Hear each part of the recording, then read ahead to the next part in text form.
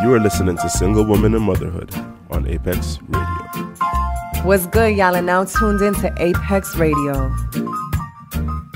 Hey, what's up? You're listening to Apex Radio.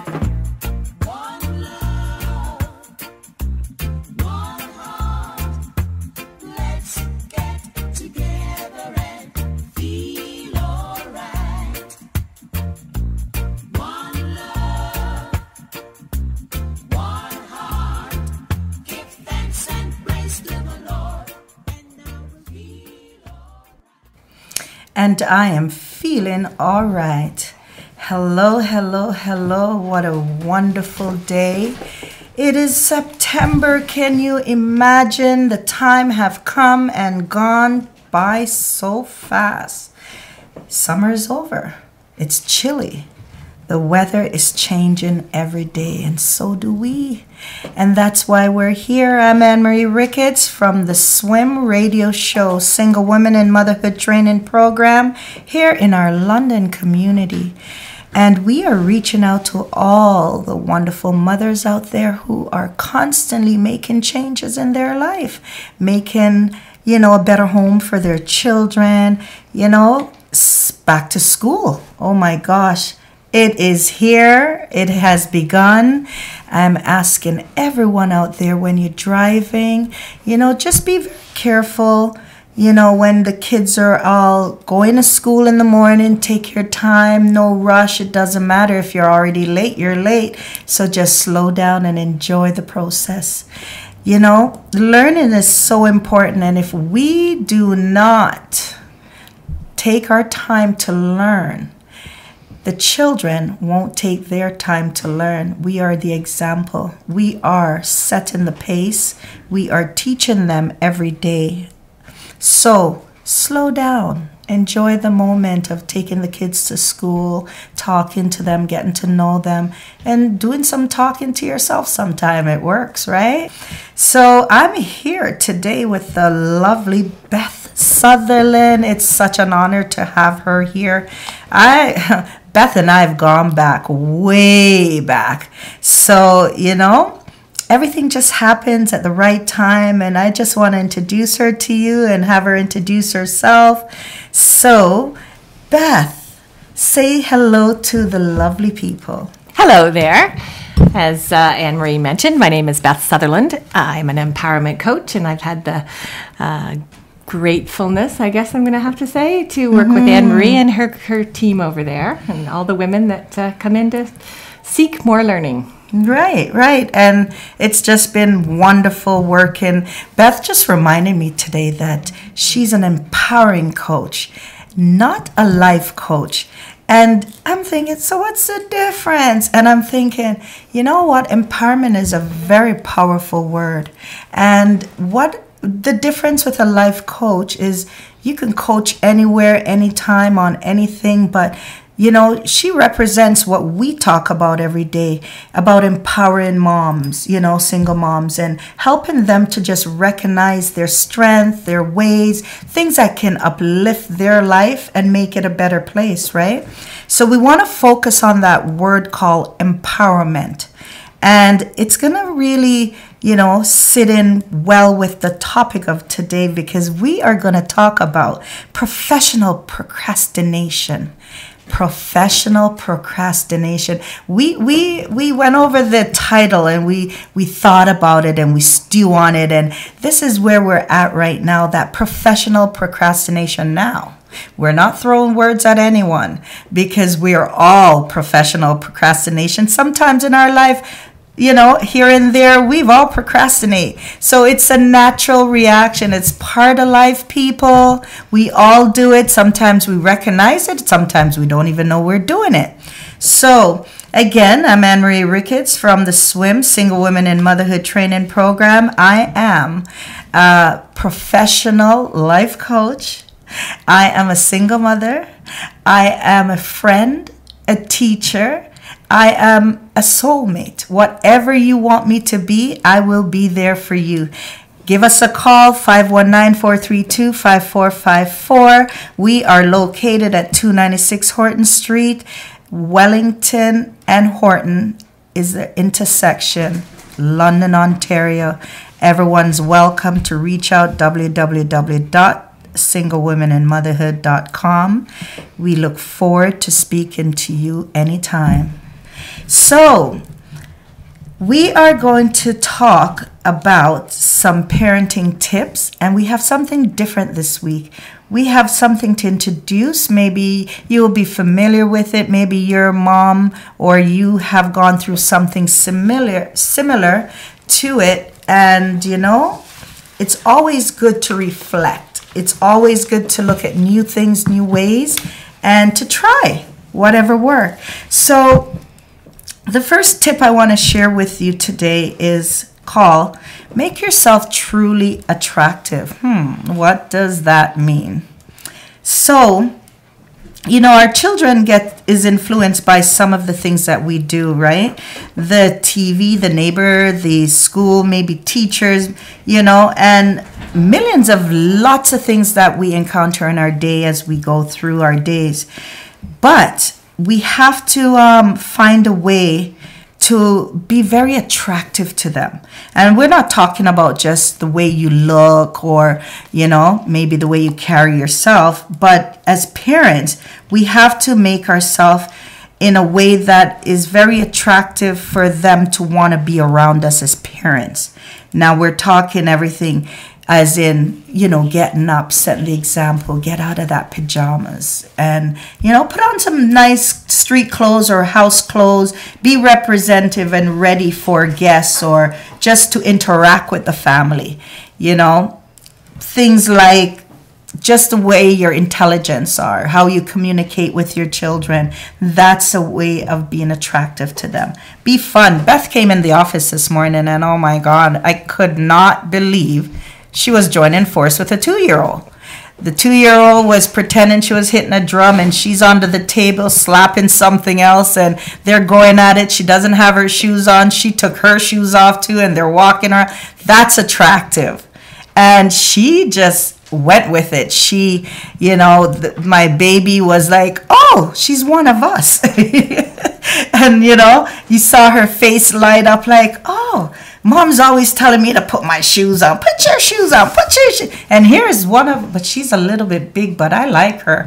And they just had a ball. So that's another way of making yourself joyous and, you know, being able to be playful at times. Life is not always so serious. And that was a reminder for me today. So, you know what, Anne-Marie, you could take your shoes off sometime. Join force with her, get in the dirt, and then you could wash your hands, right? So I was impressed because, as I say, every day we learn as we go, and each one teaches one, and I'm here open and willing to learn every day because that's just how it rolls, right?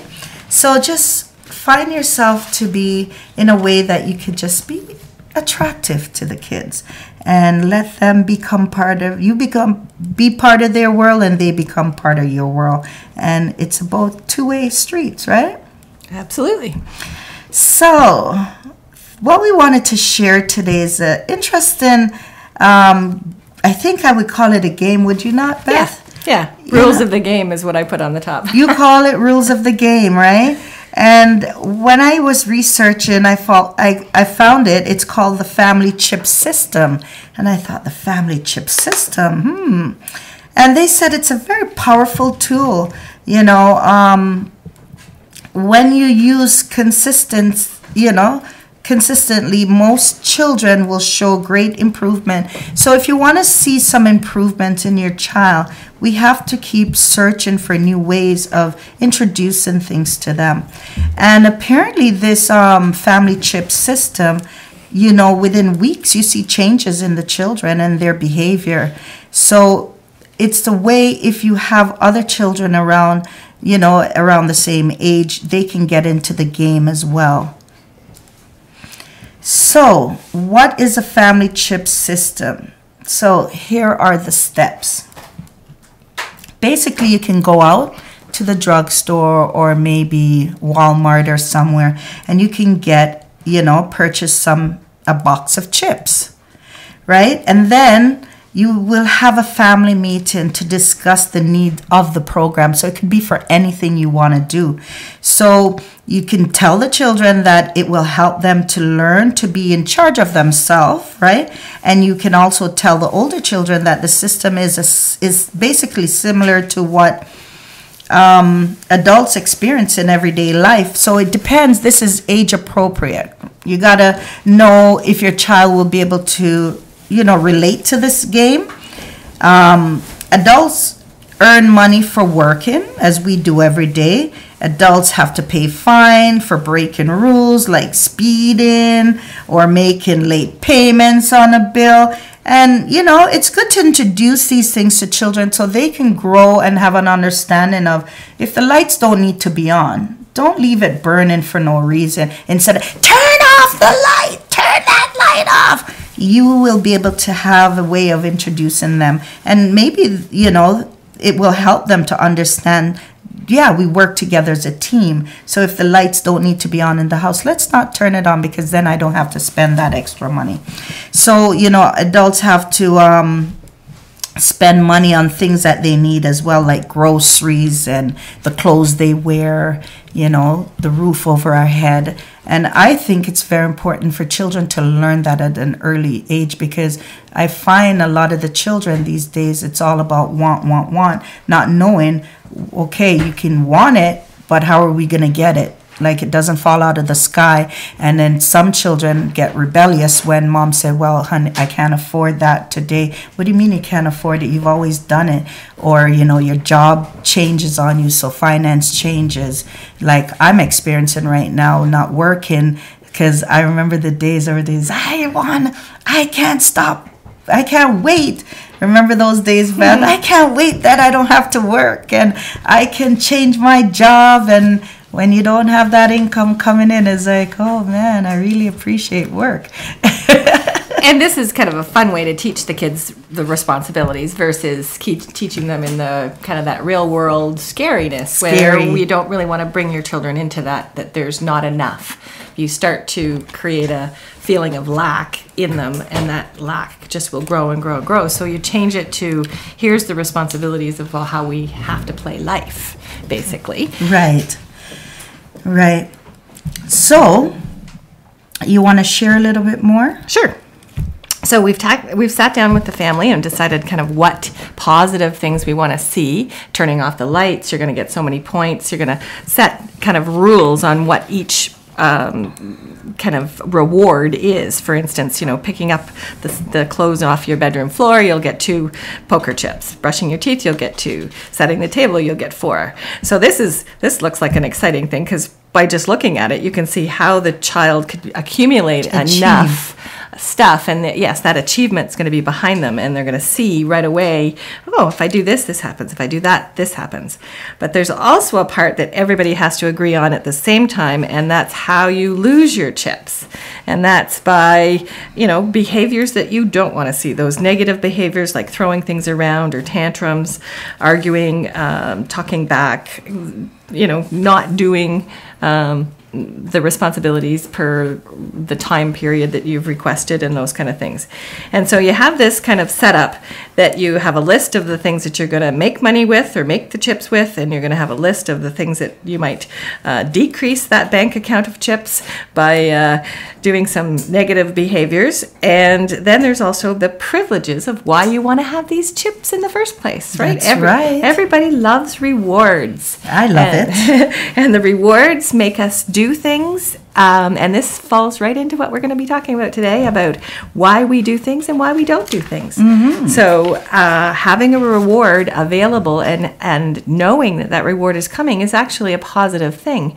And some people might think, well, you're giving them rewards for doing something that's expected. Absolutely, but we're giving rewards that's based on those expectations. We're not changing a balance, giving somebody $20 for brushing their teeth. Right. So that was back in the days when we used to, it still happens, allowance. Mm-hmm. It's the same thing.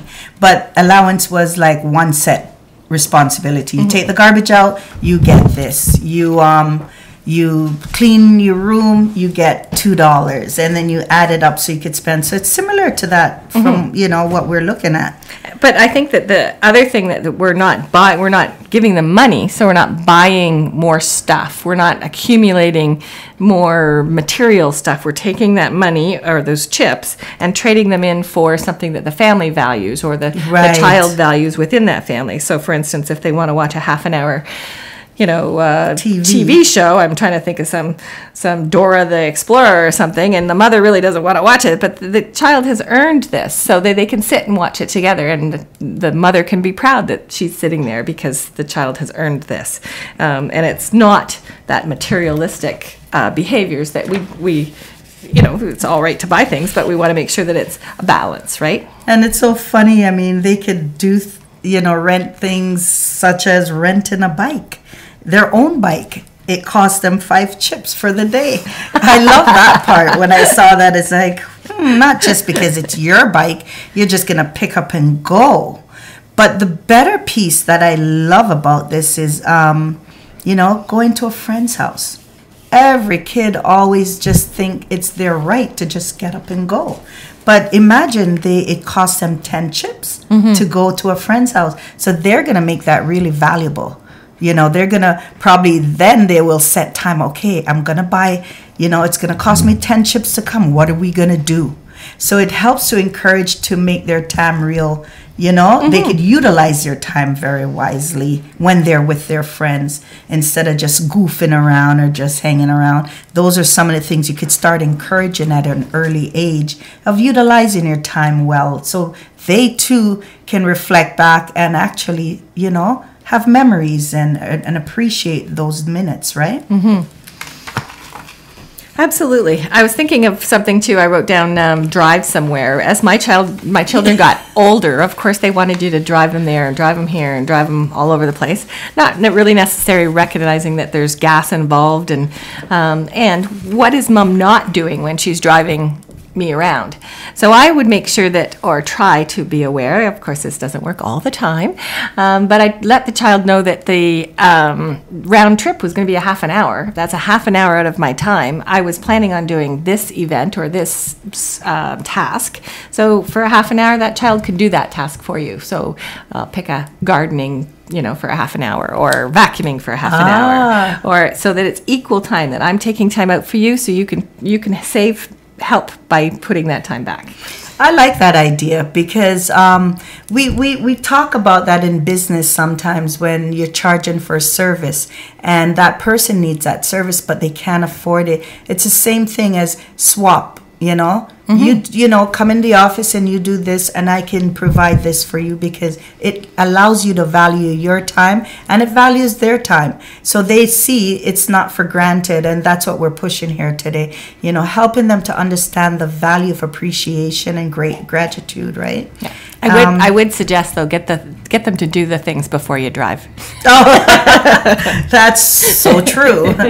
Don't forget, pay up first, right? Yeah. No IOU. I know those IOUs can, pile up all the time. But that is such a neat advice. I appreciate that because that one's going to sit with me really well. And you could actually start that with the 2-year-old. Sure. Actually, they have enough communication skills to understand that you want mommy to come. Okay, well, mommy was going to do this. So if you go spread the bed at 2, then mommy can do that for you. How about that? That's a good thing to start implementing at an early age. It becomes a practice, right? And negotiating, teaching them early how to negotiate. How to advocate for themselves to negotiate what they want and what is going to be fair. Right. And nobody's losing, everybody's gaining, and that's the key element to this. So it's the same thing with the game, you should practice giving and receiving the chips before actually starting the program. The practice should be based on the rules for the parents and the child that's provided, right? And we're going to give you some of those rules. Rules for parenting when given the chips. One thing you gotta be aware of is be near your child and be able to touch him, not 20 feet away or 2 rooms away. So, come together as one. And that shows some interest, that it isn't, you are interested, you want to be part of this. Looking at your child and smiling is another one, right? That's showing them that engagement, that you're participating in this. Right. And using a pleasant voice tone or tone of voice is really good to make it be warm and welcoming. And if it's not fun, they're not going to play.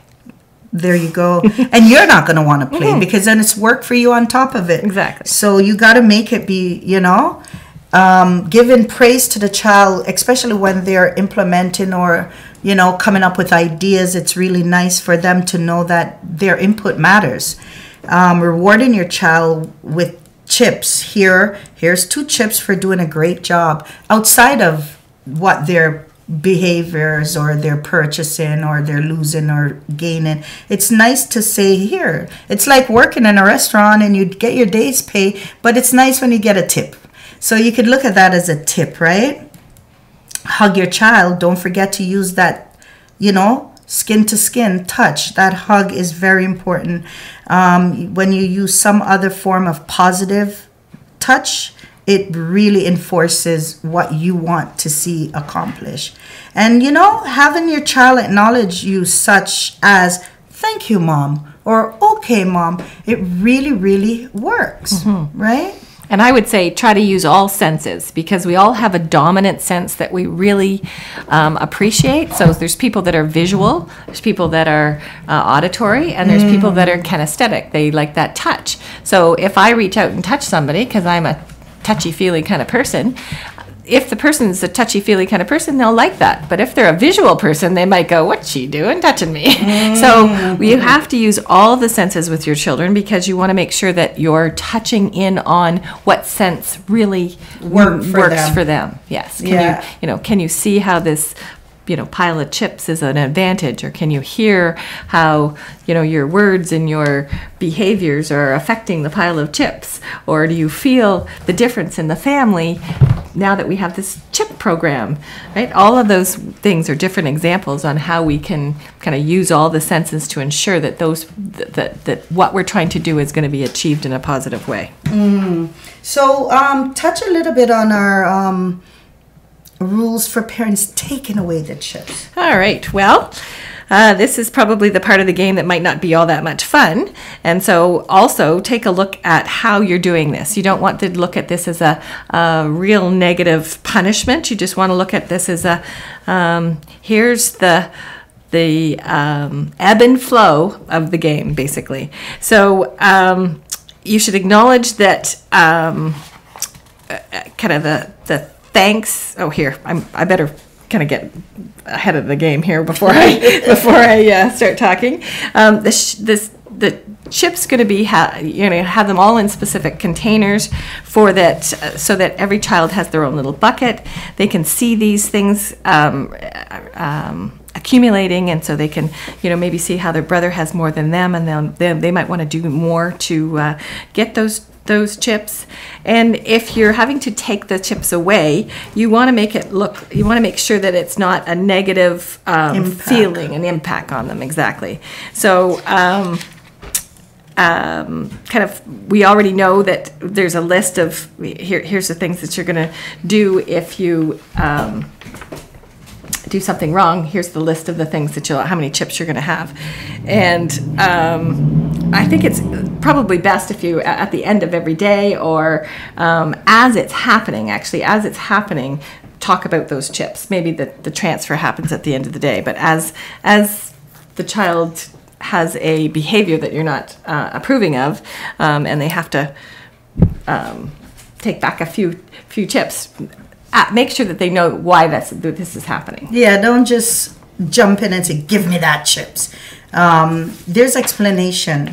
You need to know when things are going negative with you. So just put yourself in their place. Do you not think they would want to know why they're losing the chips? And with some explanation, it keeps the whole vibration calm and rewarding, whether it's given or taken. there's an understanding, and this will help a child that, you know, is in school having some challenges. So when teachers talk, they understand there's reason why things happen, and that's why we're bringing this to the forefront for everyone to be able to have something that will work for them to help to curve the child in a more positive, you know, in a more positive way. And I'd say too, each child is different. Some child will be okay with you saying, you know, that's not what we agreed upon. You're taking away some chips. And some kids might need to see it later on in the day, to say, give that space and say, you know, at 2 o'clock when you yelled at mommy, you know, this is why we're taking 2 chips away, just so that maybe that emotion isn't going to be there at that same time too. Yeah. So it's an interesting game. I thought this was very neat. It's a similar game to the sticker, where you do good, you reward them with 2 stickers or 3 stickers. But, you know, I like tangible things. I like things that you could hold and see in your hands and give and play with, and, you know, be able to share that piece, or you know that, okay, this is a privilege and we can lose this privilege at any time, and just have something attached to it that they can have fun with, and you too.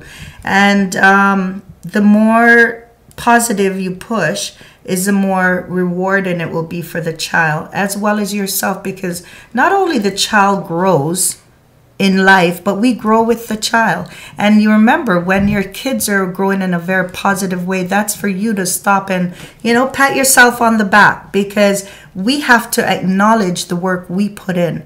And it seems like it's always about the child, but when a child is being punished, so is a parent. If a child is grounded, you have to be there to oversee it. So I don't like to be grounded.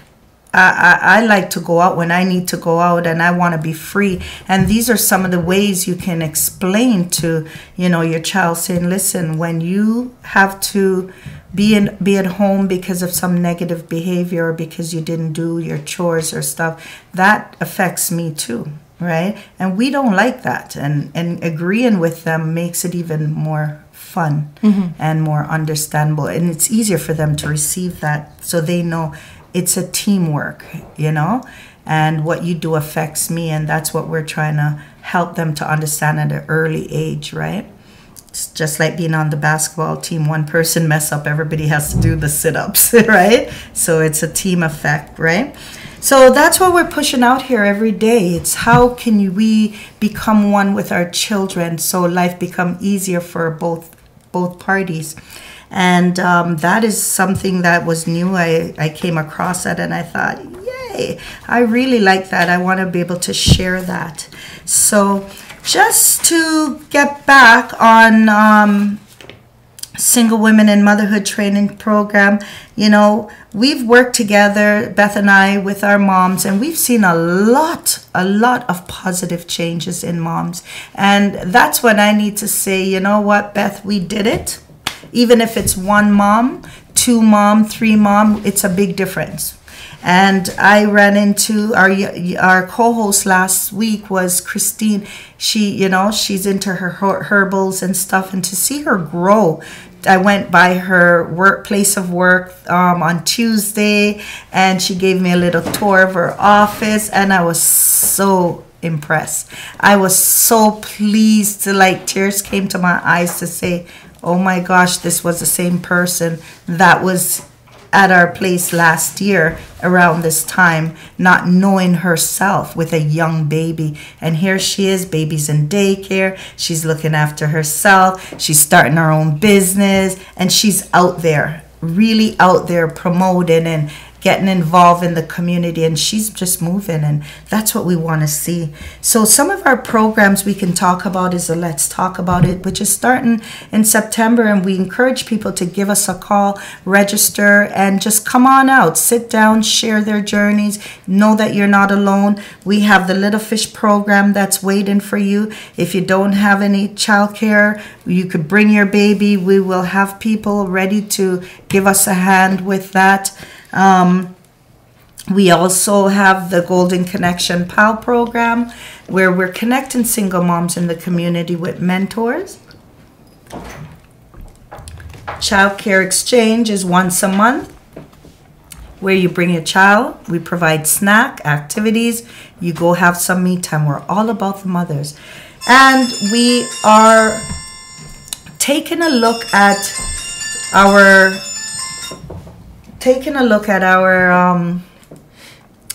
our life coaching program, where we do provide that with a group and then one-on-one. And actually, we are getting excited about a new program that we're putting in place, which is the community agent. If you have to go to court, or you have any appointments or a job interview and you don't have anyone to help out, as a member of S.W.I.M, you can actually, contact us to make sure we have our volunteers in line to be able to drop off your child and attend that program or that interview that you need to do. It's just a respite program. It's not a daycare, but we're there doing our best to make sure you are successful. So we talk about London's Got Talent. September the 22nd is our next audition day at 4:30 to 9:30 p.m. at the Sprit Theatre, Covent Garden. And then the next audition date is September the 23rd, 1 to 5 p.m. at the S.W.I.M office, 296 Horton. Please give us a call, 519-432-5454, or check us out at www.singlewomeninmotherhood.com. The 12 talented performers will be selected to compete and perform in front of a live audience and celebrity judge on October the 20th, 2017 at the Wolf Performance Hall. The lucky winner will receive a $1,000 cash prize. All other proceeds will go to benefit the S.W.I.M and the SMART scholarship that provides support for single moms in the London area who are pursuing a higher education. All ages are welcome to audition. Any style, bring yourself and your unique talent. London's Got Talent 2017. And we are here every Sunday on Apex Radio from 5 to 6 p.m. and then a replay on Friday from 4 to 5 p.m. Find us on Facebook, Apex Radio, by hitting the Use app, and it will take you all to the show. Remember to hit like and follow, comment also. So that's our announcement for today, and we are going to start about procrastination and the solutions. What do we do? How do we become professional procrastinator? Help me out here with the word. Procrastinator. Thank you. Woo! What a tongue twister. Oh my God, a professional procrastinator. We got over the spelling. Right? So, what is it? How does it sneak up on us, and why do we all fall in that trap once in our lifetime or so?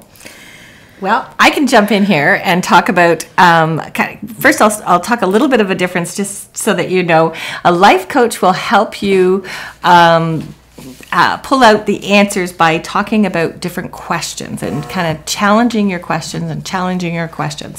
I am an empowerment coach. I will obviously do that piece as well, but I also talk and work with the energy of what we're saying and how that's affecting us. So it's kind of on a little deeper level on the physical, on what our thoughts are doing to our actions, basically. Mm-hmm. So this is prime to talk about because procrastination is our thoughts and not acting on them.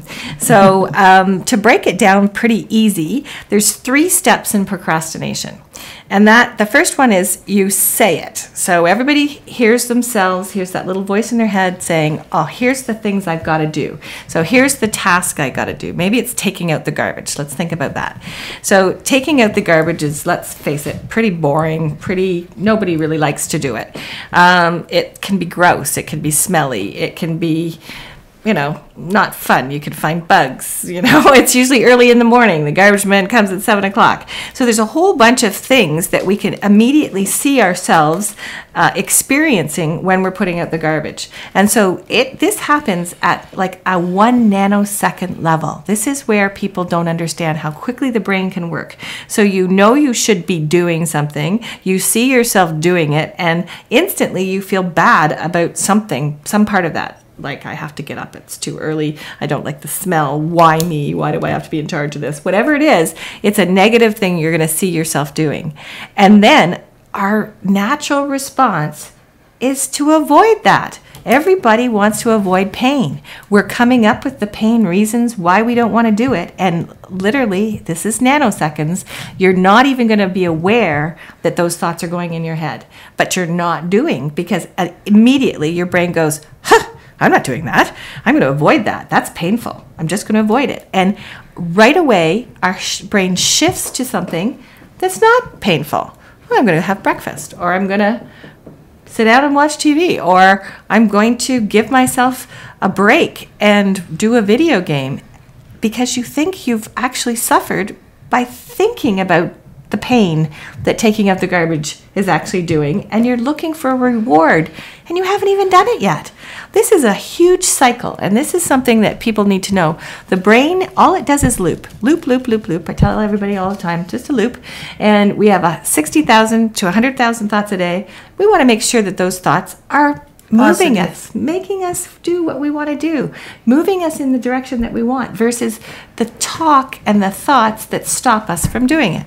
So we know that there's 3 steps in procrastination. You say it, you see yourself, you feel bad, and then you want to avoid that feeling. And so the solution is, and it's on a nanosecond basis. So this is where you really have to be conscious and say, this is a nanosecond reaction. I can put more than a nanosecond into the solution. So this is where you're going to be bigger than the problem, I want to say. We're stronger than the problem. We're bigger than the problem. But the solution is bigger than the problem. And you're going to change the thought process, or the very first step. Instead of saying, I have to do this, or, oh, the garbage has to go out, you change it to a choose. I'm choosing to do the garbage. And who really wants to choose to do the garbage? But if you start changing that thought process, you're not having to do it. It's not a chore. It's not a heavy responsibility. It's a choice. It changes to, oh, it's lighter.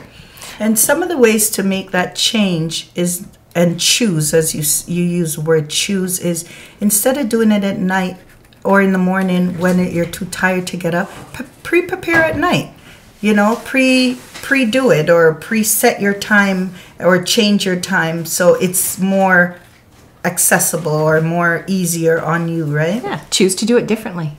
If you're not doing it right now, then try something different so that you can do it. Give yourself that little bit of something new, knowing that those 60,000 thoughts, 100,000 thoughts are the same ones. Well, you want a new thought. So maybe it is, oh, I'll try this at nighttime, or I'll shake this up a little bit. So the first step is saying, changing the sayings, changing the words in your head, saying you want to choose to do it, and then seeing what you want to see versus that pain. So the outcome of doing it. So for the garbage, the outcome is place will look better, it'll smell better, my mom will get off my back. There's a whole bunch of kind of things that could go with that, but it is looking at the positive reason why you'd want to do it, what that can do. And we had a little talk about this, and I'll definitely get back to it, because clutter in our lives causes clutter in our lives, and we want to teach children early to pick up and put things away and know where things are, and kind of pay attention to that clutter. So going back to the steps of the solution, we're going to say it differently. We're going to see it differently. We're going to see it with the outcome that you're looking for in the focus. So you're looking for the house being cleaner. You're looking for no bugs. You're looking for no smells. You're looking to see, how will that make you feel when you do that? So that's where you're taking that action, which is the third step on, okay, I feel that the place is going to be cleaner. I feel that it's going to be better. And I feel that it's I'm going to take those steps because it's going to be easier to do. And that great big kind of outcome that you're looking for is easier to get. I want to tap in or touch in on some of the things that makes you procrastinate. And one of the things that I find is change of time. So, you know, like some of us, we are going, and back to school is coming up, and we're gonna go do back to school shopping till that last day. And then you're out there for the last 2 days running around, you know, picking up this, the kids need that, oh yeah, they gotta do grocery, and that becomes overwhelming, right? And that can take away from the fun, as if, you know, school starting in September, let's start our shopping back at the beginning of August to help eliminate some of those frustration that, you know, creeps up with procrastination. Some of the things, it's the same thing when you're doing Christmas shopping. Christmas is around the corner, guys.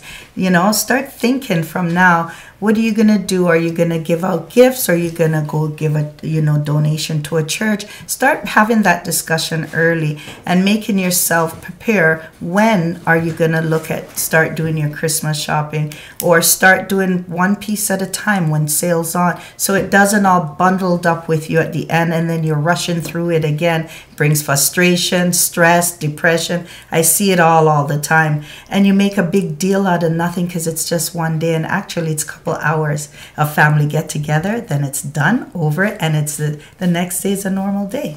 So I'm going to interject here, because I think some of the stuff that we end up doing and having to procrastinate on is because we actually don't really want to do it. For instance, school shopping for clothes. To me, it's silly. The temperature has changed a little bit, but most of us are still walking around in shorts.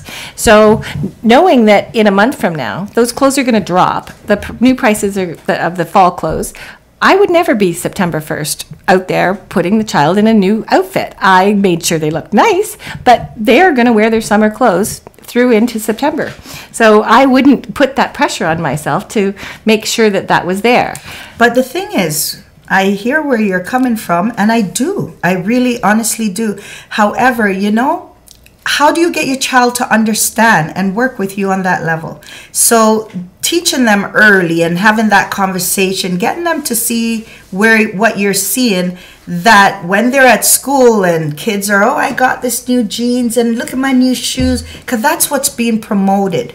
That's what's always been promoted. Me, when my kids were growing up, I didn't do all this back to school shopping either. You got a new pants and a new shirt, and that's it, because the other clothes had to interject with what you have day in, day out. And half of the time I've seen parents gone out of the way, do all this $200 back to school shopping, and some of these clothes they never wear. They don't wear it because the next day, I don't even like that top, or I don't even, you see, the children are being, I don't know what to say. I don't want to use the wrong word, but we're introducing the wrong idea. And that's where I would, for my children, I would fight it back by saying, you know, it's a hype. Back to school starts in the end of July. It's a hype. That's crazy. Why are you involved in this hype when we don't really need school clothes? So I'd say here's the things that we would like to buy. Let's pay attention to what we like and watch for it to go on sale. Exactly. So trying to keep yourself out of that loop is the key element. And it eliminates stress, and it reduces the household tension and all this craziness that we get. You know, as you said, it's a cycle. It goes around and around and around, and every year it's the same thing. Every year I hear the same thing. I saw this mom at the store, and she has spent over $600 because there's 4 kids and how much clothes they have, and it's like, whoa, thank you. I'm not part of that crew. So it's easy to get caught up. Keep in mind, Christmas is around the corner. Again, it's just one day. You know, give the gift of love, right? Make it a non-gift Christmas this year, and make everybody put in with a potluck, or everybody's gift is to bring a dish, and we get together and laugh and have fun and play music. And that's what it's really about. Have a kid earn something for their Christmas. What would you like, and how do you see yourself earning that this year? It's all about trying to change that mentality of what the world is used to, or the norm of society, and pulling yourself and helping the child to be able to eliminate themselves out of that crew or out of that whirlwind, right? So how do you feel? We talk a little bit about that, the craziness. We talk about the overload of responsibility. Mm-hmm. And I had mentioned earlier a little bit that I wanted to talk about a lot of the things that we're going to be procrastinating with would be the chores, the things that people don't want to do, right? The dusting and the cleaning and the picking up. And we know that if we procrastinate, then it gets worse. And if we procrastinate, it gets worse. And that it just perpetuates itself. And the reason being is that there is a energy of all of that stuff. There's an energy of not doing, how you feel bad about yourself that you haven't done it. You look around and you see the garbage. It might not be a conscious connection, but it is an energetic connection. You feel low, you feel stuck. Dust makes you stuck, dirt makes you stuck. If you clean a room, it feels bright and airy and comfortable. Even if it's not a perfect room, it's clean and it has that feeling. And so one of the things that we procrastinate with is our cleaning. And so I would make a suggestion to say, you want that feeling of airiness. You want that feeling of, I can do it. There's nothing in my way. And to have that nothing in your way, you have to get the stuff out of your way. And so I suggest to people to do 15 minutes. There used to be a little show on when my kids were little called The Big Comfy Couch, and she'd have a 15-second cleanup. That's perfect. Start with 15 seconds if that's all you can do. But I would say, as an adult, for 15 minutes, take a corner of the room and make that corner of the room perfect. Move the things out of the way. Start making piles of what you have to do. But taking just 15 minutes, set your timer on your phone and see how you feel. If you feel okay, if it's giving you energy, keep going. Chances are it will. Because as that energy dissipates, that the dirt and the dust and the clutterness, your being is going to start feeling better.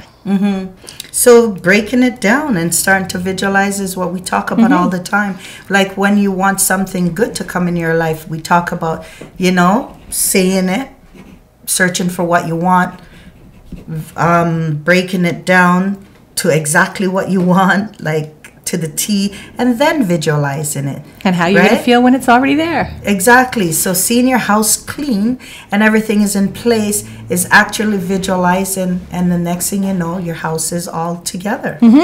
I read a book a few years ago that really helped me with this. It's called Clear Your Clutter with Feng Shui by Karen Kingston. And it's a fun book, and it has a little bagua, which is like a map of your house and where your financial area is energetically and where your relationships are energetically. And if you keep your house clean in those ways, then those things can come in. So you want to make sure that the financial area of the house is tidy and clean so that you can open and be ready for any financial windfalls you're going to get.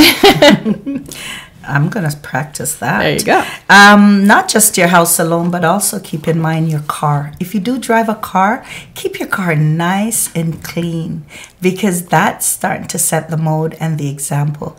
Because when your car is cluttered, your driving instruction or wherever you're heading is cluttered, and you find yourself all over the place. So everything is energy, as you say. It's energy. It all comes together, and we pull together. So just some things to talk about and things to think about. As the kids are back to school, come in, drop their bags at the door, their shoes or coat, practice it from now. Let's keep the place cluttered. The doorway are very clear. So we're looking forward for a healthy year this year, and a simple and a light year, and hoping to enjoy the year with you and, see some progress, right? So as we wind down today on our show and just thanking Beth again in her busy schedule. Do you know she had to clear, speaking about clear, she had to clear her calendar to be with us today, because that's just the kind of love that she shows, where helping people and seeing people grow and empowering people is so important to her and the work she does. And I want her to just talk a little bit about her work and, you know, how you could reach her and Oh, thank you very much. Absolutely. Well, I have been a coach full-time since 2006 and part-time since 1988.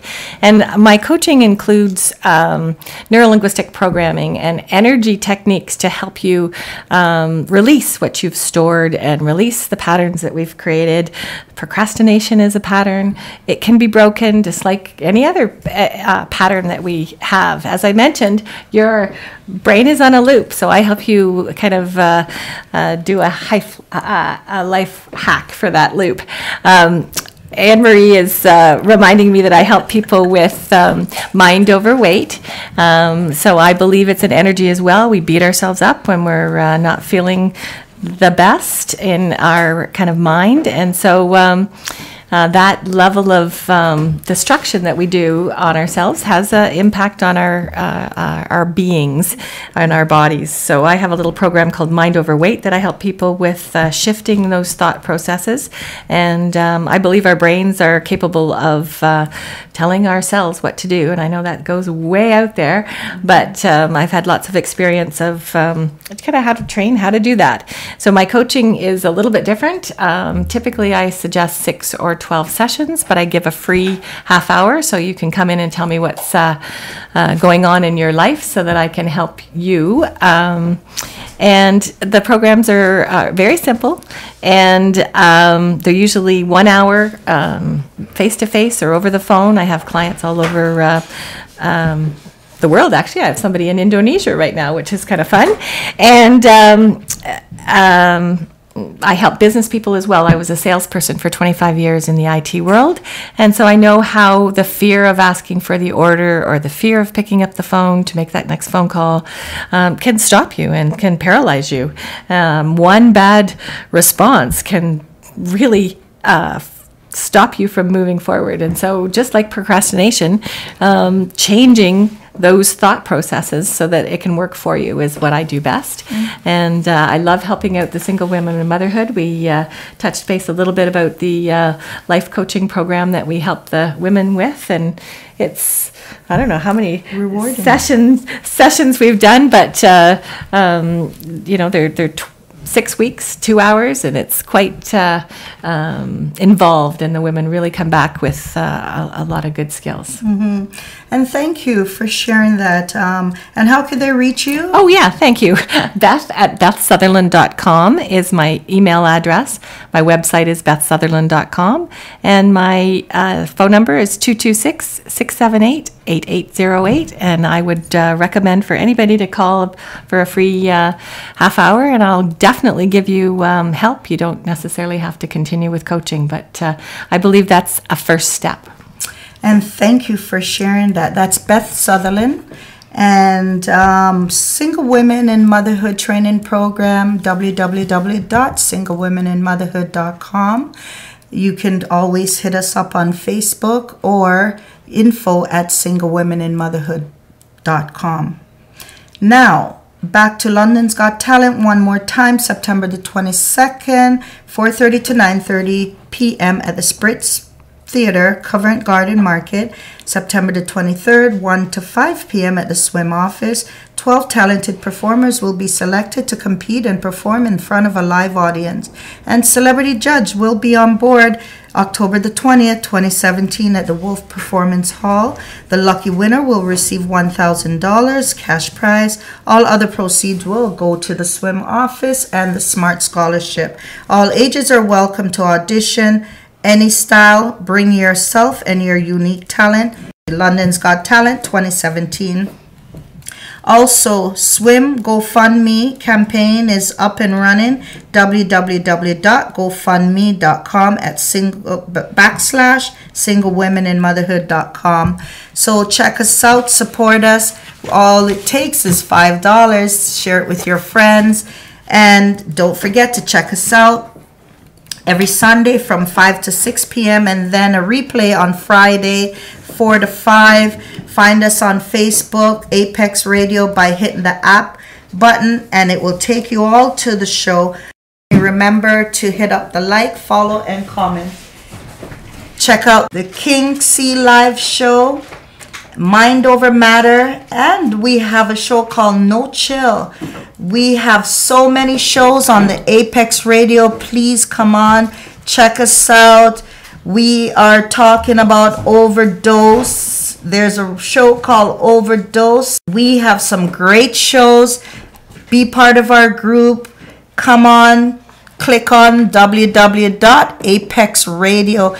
And I want to shout out to all the crew that works hard at this radio station. Email us some question. info@singlewomeninmotherhood.com. We will get back to you. Don't forget your 20-day challenge. You know, this is a time for change. Come on in. Join force with a friend and make some great changes in your life. SingleWomenInMotherhood.com is where you can find us anytime. Apex Radio is live 24 hours. And thank you, Beth Sutherland, again for joining us in your busy day schedule and making this show a reality. Well, thank you for having me. I love spending time with you, you know that, and me. It's always wonderful things going down at S.W.I.M. So if you haven't been there, come down and see what you can achieve by that connection. And again, once again, we're located at 296 Horton, Wellington and Horton. There is a Tim Hortons at the corner. We're right above Tim Hortons. People say it's hard to find, but give us a call. 519-432-5454, and we will take you right to the right spot. Enjoy the weather. We have to give many thanks. The hurricane that's going on right now, lives are in danger right now. In different, I don't know where the hurricane is right now. I saw it this morning, and it's really a bad one. So pray for those who are in need, that they'll be safe, and we hope we don't hear about too much lives lost, and make it a great week. See you. You're listening to Apex Radio.